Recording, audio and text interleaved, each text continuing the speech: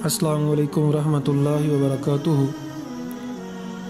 جھوٹ بولنا ایک بہت بری عادت ہے، کبیرہ گناہوں میں سے ایک کبیرہ گناہ ہے۔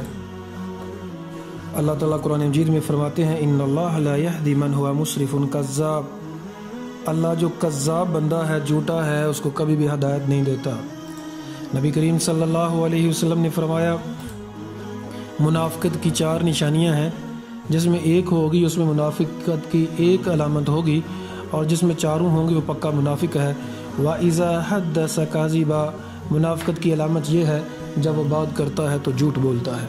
نبی کریم صلی اللہ علیہ وسلم نے دوسری حدیث میں فرمایا علیکم بالصدق، اے لوگوں سچ بولنے کو لازم پکڑ لو، کیونکہ سچ جو ہے وہ نیکی کے راستے پہ چلا دیتا ہے۔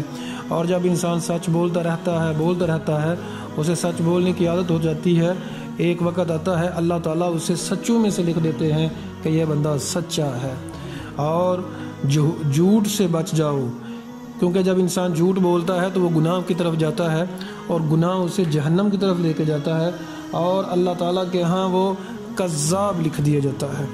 نبی کریم صلی اللہ علیہ وسلم کی روایت کے مطابق فرمایا کہ مومن جھوٹا نہیں ہو سکتا، مومن دغا نہیں دے سکتا۔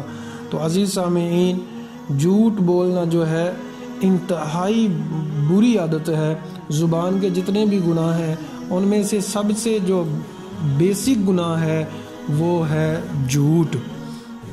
تو جھوٹ بولنے سے انسان کی عزت نہ دنیا میں رہتی ہے، نہ دنیا والوں کے ہاں رہتی ہے، نہ اللہ کے ہاں رہتی ہے۔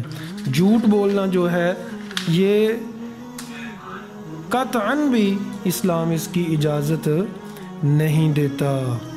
نبی کریم صلی اللہ علیہ وسلم کی ترمذی میں حدیث ہے جب کوئی شخص جھوٹ بولتا ہے تو جھوٹ کی بدبو سے فرشتہ اسے 1 میل دور چلا جاتا ہے۔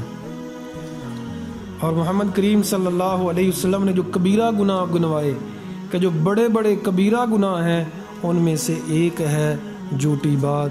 اللہ تعالیٰ سے دعا ہے اللہ تعالیٰ ہمیں اپنی زبان کی حفاظت کرنے کی توفیق عطا فرمائے اور جھوٹ جیسی لعنت سے بچنے کی توفیق عطا فرمائے۔